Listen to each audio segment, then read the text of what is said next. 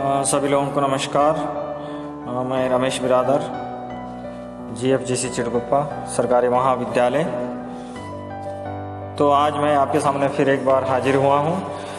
BSc first sem का काव्य पद्य मंजूषा।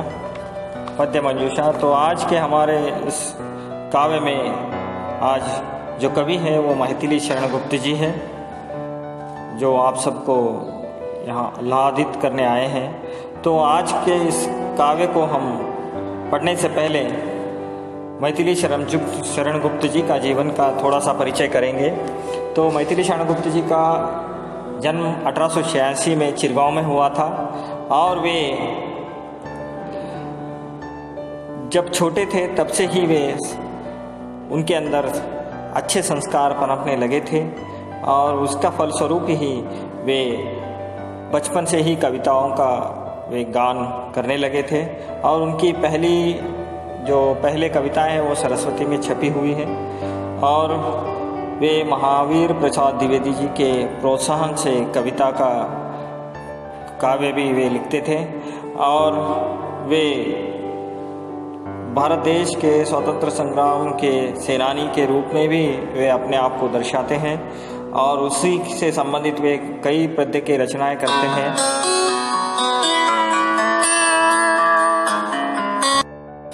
तो मैथिली शरण गुप्त जी जो सरस्वती में पहले उनके कविताएं प्रकाशित होते थे, वे महावीर प्रसाद द्विवेदी जी के प्रोत्साहन से वे कविता लिखने लगे थे और ये राष्ट्रीय भावना के प्रतिनिधि कविताकार भी इन्हें कहा जा सकता है और राष्ट्रीय कवि भी इन्हें, राष्ट्र कवि भी इन्हें हम कहते हैं।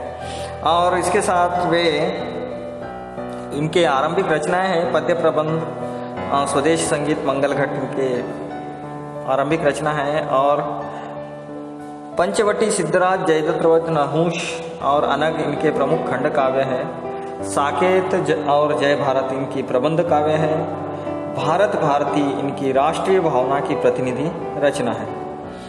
और इन्हें भारत भारती जो काव्य है उसी के एक प्रतिनिधि रचनाकार के रूप में उन्हें राष्ट्रकवि का रूप में भी उन्हें अमर कर दिया है। इसके अलावा उन्होंने यशोधरा, द्वापर, गुरुकुल, काबा, करबला, विष्णुप्रिया इनके अन्य उल्लेखनीय रचनाएं हैं। और 1964 में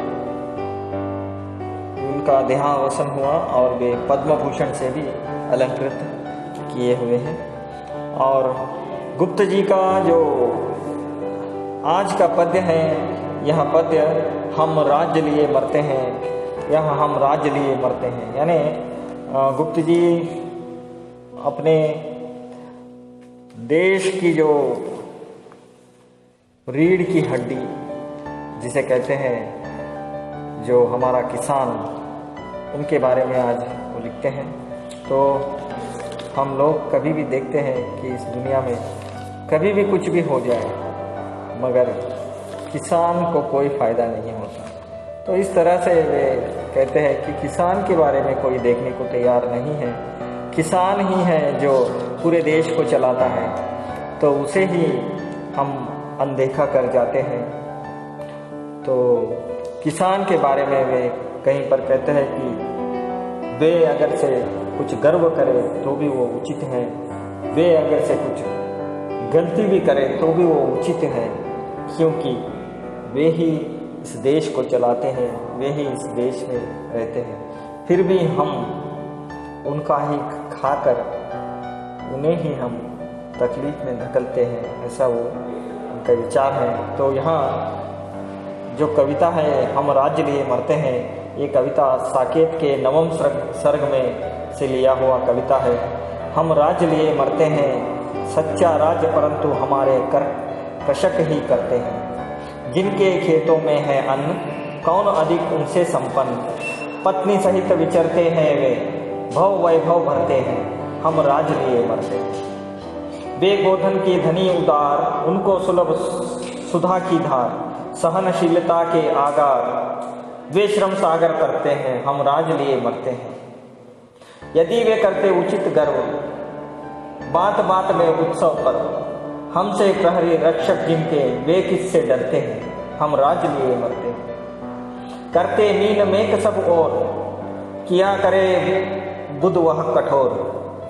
शाखा मही बुद्धि तज कर वे मूल धर्म धरते हैं, हम राज लिए मरते हैं, हम राज्य लिए मरते हैं। होते कहीं वही हम लोग, कौन भोगता फिर ये भोग। उन्हीं अन्नदाताओं के सुख आज दुख हरते हैं, हम राज्य लिए मरते हैं, हम राज्य लिए मरते हैं। तो वे कहते हैं कि सच्चा राज्य का जो कृषक है वही हमारा राज्य का राजा है, और जिसके खेतों में अन्न है, जो संपन्न है, वही जो इस देश को, इस राज्य का मतलब यहाँ पर देश को लिए मरता है। और वो खुद काम करने के साथ साथ अपने पत्नी और बच्चों के साथ भी वहाँ कर्म करता है और सबको अन्न देता है। भव वैभव भरते, पत्नी सहित विचरते हैं, यानी अपने घर के लोगों के साथ भी वो काम करते हैं। तो उनके श्रम के बारे में वहाँ उल्लेख यहाँ पर कर रहे हैं। और आगे वे कहते हैं कि वे गोधन के धनी उदार, यानी उनके ही घर में गोधन और उदार हृदय है, ने जो गाय, जो गौ माता, उसके धनी कौन है? कृषक ही है। कृषक ही है आज जो उदार हृदय से हम लोगों की रक्षा करते हैं। तो वो कहते हैं आगे फिर, उनको सुलभ सुधी की धार, सहनशीलता के आगर वे श्रम सागर करते हैं। और इतना सब कुछ उनके पास होते हुए भी जो उनके अंदर जो सहनशीलता है, जो सबके साथ सबका विकास, यानी सबके साथ वे रहते हैं और सहनशीलता के साथ वे अपना जीवन धरते हैं, किसी के लिए वे कंटक नहीं बनते। तो वैसे हमारे अन्नदाता है, यहाँ वो कहते हैं। फिर आगे, यदि वे करे उचित है गर्व, यानी वे अगर से कभी गर्व करें तो उसे हमें मानना पड़ेगा, और वो गर्व उचित ही है, क्योंकि वहाँ कभी ये करें उत्सव पर्व, यानी वे उनका गर्व भी उचित है, और बात बात पे वे उत्सव भी करते हैं, पर्व भी करते हैं, उनके कष्टों को भूलकर वो सुख भी मनाते हैं। हमसे प्रहरी रक्षक जिनके, वे किससे डरते हैं, यानी हम लोगों का जो प्रहरी, हम लोगों को देखने वाले, हम लोगों को जीवन देने वाले, वो किन से डरते हैं? हम राज्य लिए मरते। करके मीन मेख सब और, किया करे बुध वार कठोर, यानी जो हमारे जो राज्य के लोग हैं, यानी जो राज्य के लिए मरते हैं, यानी राज्य को, देश को चलाने के लिए, यानी अधिकारी वर्ग जो राज्य को चलाता है, उनके बारे में वो कहते हैं कि राज्य के लिए हम मरते हैं, मगर हमें जो अन्न देकर वो बचाता है, उसके लिए हम कुछ नहीं करते।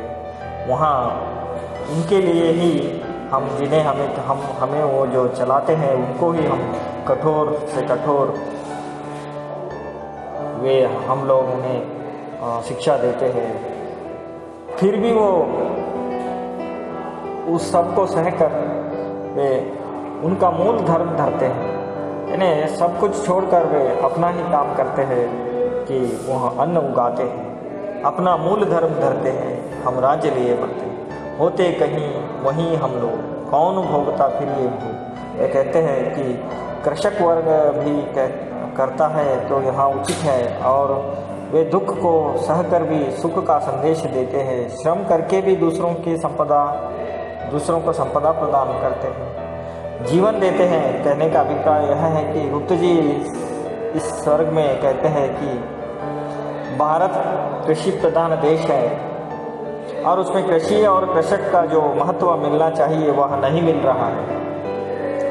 गुप्त जी ने भारतीय संस्कृति की व्याख्या और सच्चे राष्ट्रीय कवि होने के नाते कृषक के महत्व को वे यहाँ पर रेखांकित करते हैं। यहीं पर मैथिली शरण गुप्त जी का हम राज्य लिए मरते हैं यहाँ पद्य समाप्त होता है। तो आप लोग सभी लोग जो इसका मैं अभी PDF आप लोगों को भेजूँगा, तो उसे देखिए और पढ़िए और अपने घर में स्वस्थ रहिए। और मेरे इस वीडियो को सब्सक्राइब कीजिए और वहीं पर बेल आइकन बटन होता है उसे दबाइए और आपको नोटिफिकेशन मिल जाएगी। और आप लोगों को मैं निवेदन करता हूं कि आप यहाँ पद्य सुनकर ज़रूर आपको जो समझ में नहीं आया है उसे आप कमेंट में कमेंट कीजिए और मुझे कॉल भी कर सकते हैं। यह बात कहकर मैं अपनी यहाँ का सत्र में समाप्त करता हूँ। जय हिंद, जय भारत।